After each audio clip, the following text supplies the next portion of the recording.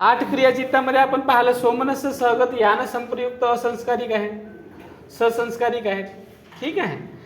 तर बुद्ध आणि अरहत सुद्धा कामावचार भूमीमध्ये जरी यांचे संस्कार क्षीण झालेले असलेत ना, म्हणजे संस्कार तर क्षीण झालेत, ठीक आहे, आता संस्कार तर शेष राहिलेले नाही आहेत, परंतु तरी सुद्धा इथे तुम्हाला असंस्कारिक ससंस्कारिक दिसते ना. त्याचं कारण असं आहे, कारण जे आहे संस्कार जरी क्षय झालेले असले तर कोणते संस्कार क्षय झाले, त्यांचे तृष्णेचे संस्कार क्षय झालेले आहे, अविद्येचे संस्कार क्षय झालेले आहेत. ठीक आहे.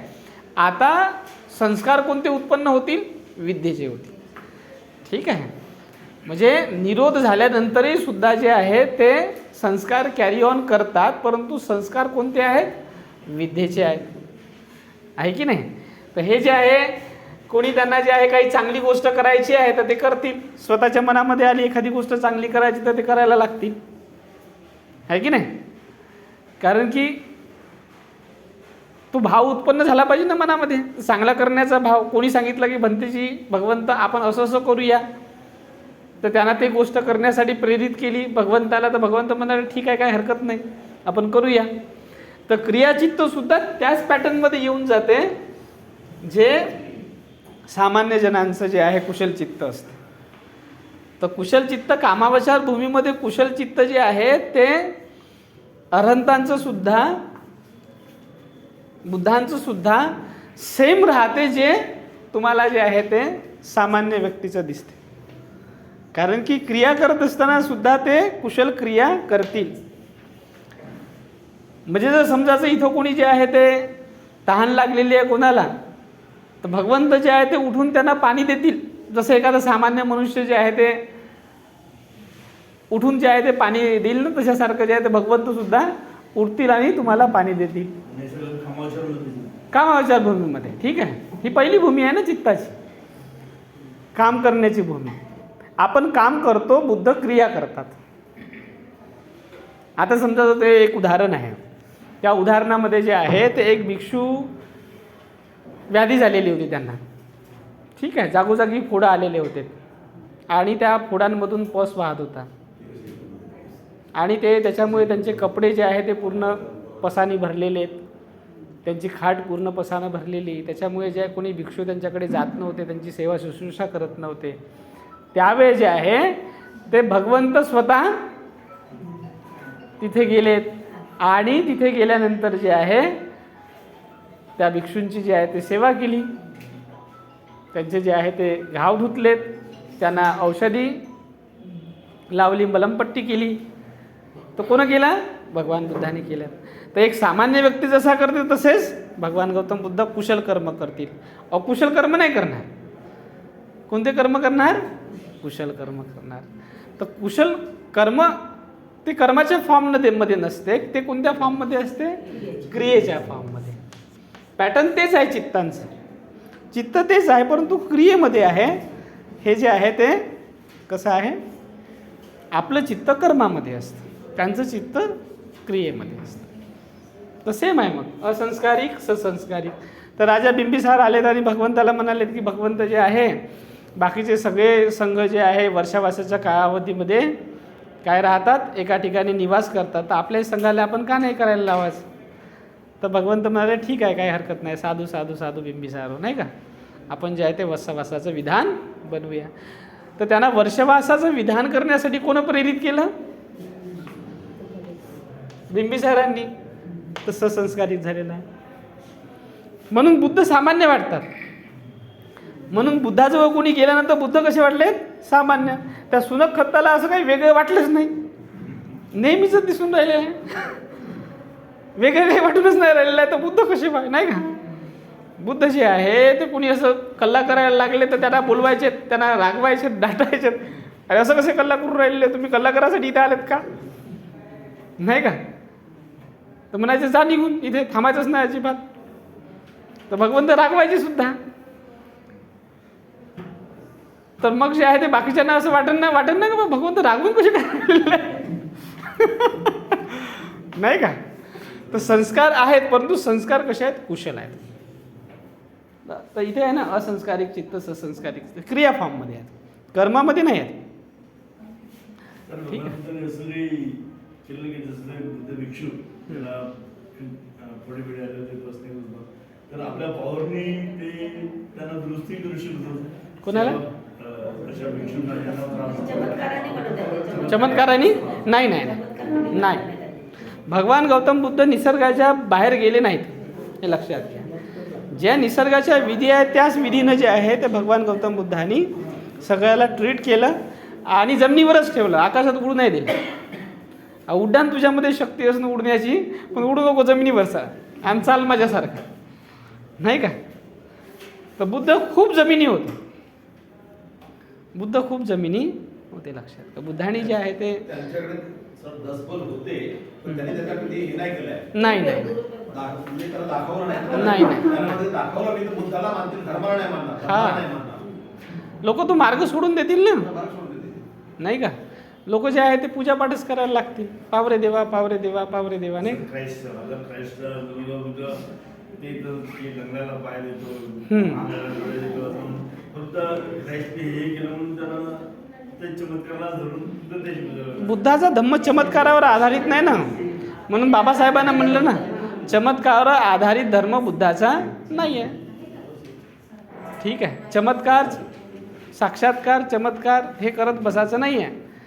इथे कर्म करा आणि कर्म करीत करीत जे आहे ते तुम्ही पुढे जा आणि निर्वाणाची प्राप्ती करा.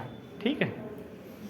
सर कालच्या याच्यात सांगितलं होतं की पेट का असं ते क्रियाचित्तामध्ये कोणतेही जे स्टिम्युलस येतात त्याचे आत्तापर्यंत आपण त्याच्या चित्तापर्यंत ते पोहोचत नाही, आत नाही जात. येण्याच्या पूर्वीच ते त्यांना झोपवत हो. हो. पण आता हा जो विषय होता ज्याला अंगाला पुढे आले हा, हा. हा. स्वतः एका सर्वसामान्य व्यक्तीसाठी त्यांची सेवा केली. हां.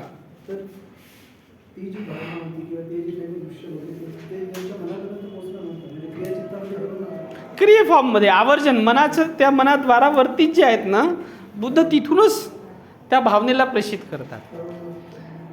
मनोद्वारा वर्जन कसं आहे का तिथूनच ते प्रेषित करून राहिलेले आहेत. तर तुम्ही जे सांगितलं सुंदरखत ते मध्यम निकाय हा, दिग्निकाय. महासिंहनाद हा. डोक्यामधलं आहे ते. तर हा जो सुंदरखतचा जो सांगतोय सारीपुत्र सांगतो बुद्धांना की तो चमत्कार बुद्ध दाखवताना नोटीस संघ सोडतो म्हणून. हां. पण नंतर सारीपुत्राला डिटेल त्याच्यामध्ये मध्यम निकाय म्हणजे राहुल सारीपुत्रचं आहे त्याच्यामध्ये डिटेल दिलेलं आहे की बुद्ध मग त्याला सांगतात की तू चमत्कार बनतो ते करायचं नाही का धम्मा करता, पण माझ्याकडे दसबल आहेत. हो, बुद्धाकडे आहेत ना.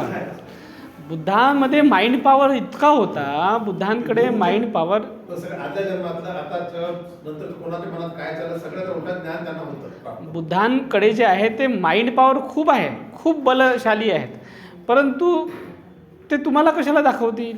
ते एक सर याचे पुस्तक आहे भरसिंग मुखर्जीचं, नाही का. बुद्धाचं लोकोत्तर, त्याने खूप छान वर्णन केलं. त्याची गरज नाही ना. गरज नाही. आणि ते दाखवून तुम्ही तुमचं दुःख नष्ट होणार आहे का. म्हणून ते आपल्या सीलम आपल्या विनयामध्ये त्यांनी 4 विनयामध्ये भिक्खूला निष्कासित करण्याचा हा एक नम्रता मार्ग दाखवायचा नाही दाखवायचं. त्यांनी पराजितच्या कोटीमध्ये टाकलं त्याला. त्याच्यामुळे पावर होतं पण दाखवायचं नाही. नाही. ठीक आहे. कारण त्याची गरज नाही ना, त्याची गरजच नाही आहे. कारण त्या गोष्टी ज्या आहेत तुम्हाला दुःखमुक्तीसाठी सहाय्यक नाही आहेत. त्याच्यामुळे जे आहे ते तुमचं दुःख नष्ट होऊ शकत नाही. ठीक आहे. दुःख नष्ट कशानं होणार आहे. दुःख नष्ट होईल उपदेश ग्रहण केल्यानं, धम्मानं समजल्यानं आणि त्याचा जो आहे तो प्रॅक्टिकल आपल्या स्वतःमध्ये हे केल्यानं. ठीक आहे. त्याच्यानं हे होईल. तर त्याच्यामुळे जे आहे ते बुद्ध जे आहे उपदेशावरती जास्त भर देतात. बुद्धाने ज्ञानसंप्रयुक्त काय, ज्ञानसंप्रयुक्त चित्त म्हणजे उपदेशाचं चित्त आहे, देशनेचं चित्त आहे, नाही का. देशनेतून तयार होणारं चित्त आहे, असं आहे ना. कारण बोधानेच मनुष्य जे आहे ते बुद्ध होऊ शकतो. बोधानेच मनुष्य जे आहे ते आपल्या बुद्धीचा कुशल वापर करू शकतो. लक्षात घ्या. आलं लक्षात. तर बुद्ध जे आहे ते समजून सांगण्यावरती जास्त भर देतात.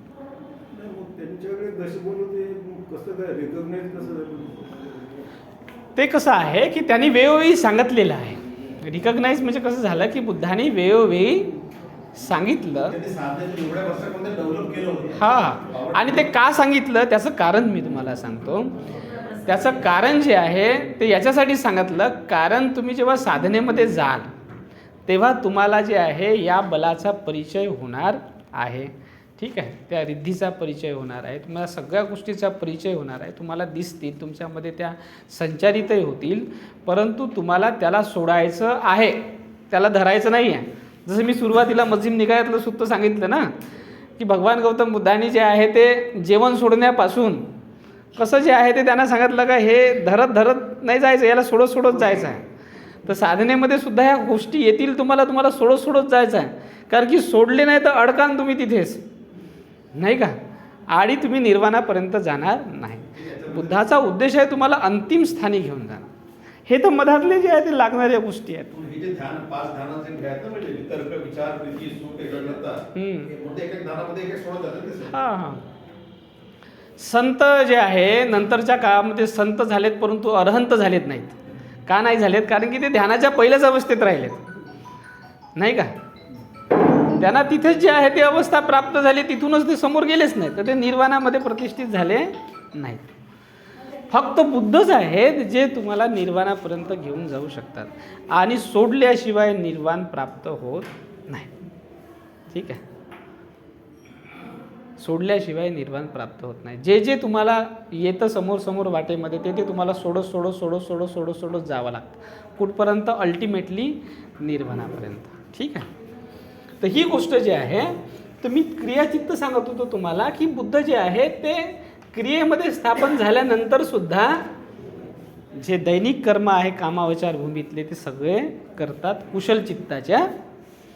जो कुशल व्यक्ती नाही का कर्म करेल ते सगळे कुशल कर्म जे आहे ते बुद्ध अर्हत करतात. अर्हत जे आहे ते झाडू सुद्धा मारतात. तर बुद्धांकडे पण जे 10 बल होते, 10 बल असे कोणते होते ते नंतर सांगेल. ठीक आहे, ते तुम्हाला पाठवतो मग. तो नंतर सांगेल. ठीक आहे, कोणते बल होते त्याच्यामध्ये जे आहे ते कोणते होते. हे मॅडमने काल पाठवलं ना, त्याच्यामध्ये पण आहे. हा. निदा, विमला, ते जे काही आहेत ते ठीक आहे, ते मी तुम्हाला नंतर सांगेल. परंतु जे आहे ते बुद्ध हे इतके सामान्य आहेत, अतिसामान्य आहेत. ठीक आहे, इतके सहज सामान्य आहेत, त्यांच्यामध्ये सामान्यतेची जी आहे पराकाष्ठा आहे, लक्षात घ्या. म्हणजे बुद्ध झाल्यानंतरही सुद्धा मनुष्यानं सामान्यच राहायचं. हां, आणि सामान्यामध्ये इतकं सामान्य व्हायचं की सामान्याची पराकाष्ठा. तर बुद्ध इतके सामान्य आहेत की सामान्याची पराकाष्ठा त्यांनी गाठली, हे लक्षात घ्या. हां, सुपर नॉर्मल जे काही एक्झिस्टन्स आहे ना, Buddha is a super normal being ज्याला आपण म्हणतो. ठीक आहे, सुपर नॉर्मल एक्झिस्टन्स आहे त्यांचं, असं असते ते. तर ह्या बाबी अत्यंत महत्त्वाच्या आहेत. तर हे क्रियाचित्तामध्ये कामावचार भूमी सोडली का त्यांनी? कामावचार भूमी सोडली नाही, कामावचार भूमीमध्ये क्रिया करत राहिलेत. ठीक आहे, म्हणजे ध्यानामध्येच गेलेत का ते बुद्ध? नाही ना. तर हा जो आहे ना, हा जो आरोप लावला जाते ना बुद्धांवरती, नाही का, की बुद्ध तर बसूनच दिसतात, बुद्ध तर ध्यानातच दिसून राहिलेले आहेत. तर ध्यानभूमी म्हणजे रूपावचर भूमी, हे लक्षात घ्या. तर बुद्ध रूपावचर भूमीमध्येच आहेत का? तर हे अभिधम्माचं अध्ययन करत असताना तुम्हाला दिसेल की बुद्ध हे 8 चित्त घेऊन कामावचार भूमीमध्ये विचरण करून राहिलेले आहेत. ठीक आहे, तर बुद्ध चालत आहेत, बुद्ध फिरत आहेत, बुद्ध संवाद करत आहेत, बुद्ध बऱ्याच लोकांपर्यंत जाऊन त्यांना जे आहे ते कुशल मार्गी लावत आहेत, नाही का. की ध्यानातच राहिलेत बुद्ध. संबोधी प्राप्त झाल्यानंतर अवघे 4 आठवडे राहिल्यानंतर पुन्हा बुद्ध जे आहे ते कामावचार भूमीमध्ये झालेत ना, आहे की नाही. आणि म्हटले की नाही, चला आता धम्माचा जयघोष करूया. धम्म दारोदारी, धम्म घरोघरी, धम्म उपदेश करणं त्यांनी मनापर्यंत धम्म घेऊन जायचा. ठीक आहे, याला ही आहे कामावचार भूमी. धम्माला मनापर्यंत घेऊन जाणं, कामावचार भूमीतलं कुशल चित्त. कामावच्या द्वारेच आपण लोकांपर्यंत हो हो, पण ध्यानात राहून तर काही नाही पोचू शकत. म्हणजे कामाच्या भूमी बेसिक जरी असं Basic, हा. चांगलं वाईट जरी होत असतं हम्म. तरी तीच आहे, कार्य करायचं फील्ड तेच आहे. हा. ते क्षेत्र तेच आहे. फील्ड काम करायचं फील्ड तेच आहे. म्हणून ठीक कामाच्या आहे. भूमी काही पूर्णतः वाईट नाही. वाईट आहेच नाही कामावरच्या भूमी. ही पहिलीच भूमी आहे ना, ती थोडी वाईट. तर बुद्ध धर्मामध्ये वाईट आणि हे असं नाही आहे. बुद्ध धर्मामध्ये कुशल अकुशल म्हटल्या गेलेलं आहे. ठीक आहे. पूर्णतः अकुशल म्हणजे पूर्णतः कुशल. तर कामावचार भूमीमध्ये पहिली भूमी ही सर्वांसाठी लागू आहे, कॉमन आहे. ती तुम्ही बुद्ध व्हा, अर्हत व्हा, ठीक आहे, तरीसुद्धा तुम्हाला कामावचार भूमीमध्येच राहावं लागेल. ठीक आहे. जेव्हा तुम्ही ध्यानामध्ये बसले तेव्हा तुम्ही रूपावचार भूमीमध्ये जाल, अरूपावचार भूमीमध्ये जाल. ठीक आहे. लोकोत्तर भूमी तुमची तर पूर्ण झालेली आहे. कारण की तिथे काय झालेली आहे, लोकोत्तर भूमी पूर्ण होऊन जाते माणसाची. म्हणजे अर्हत झालेले आहे तर लोकोत्तर भूमी तर पूर्ण झाली ना. मग त्यांची 3 भूमी पुन्हा चालू राहते. पुन्हा 3 भूमीसोबत जे आहे ते म्हणजे कामावचार भूमीमध्ये क्रिया करतील, रूपावचार भूमीमध्ये ध्यानाची क्रिया करतील, अरूपावचार भूमीमध्ये अरूप ध्यानाची क्रिया करतील. ठीक आहे. तर म्हणून क्रियाचित्त तुम्हाला 3 भूमीमध्ये दिसते. चौथी भूमी क्रियाचित्ताची नाही राहत, कारण की ही भूमी जी आहे ते लोकोत्तर भूमी आहे.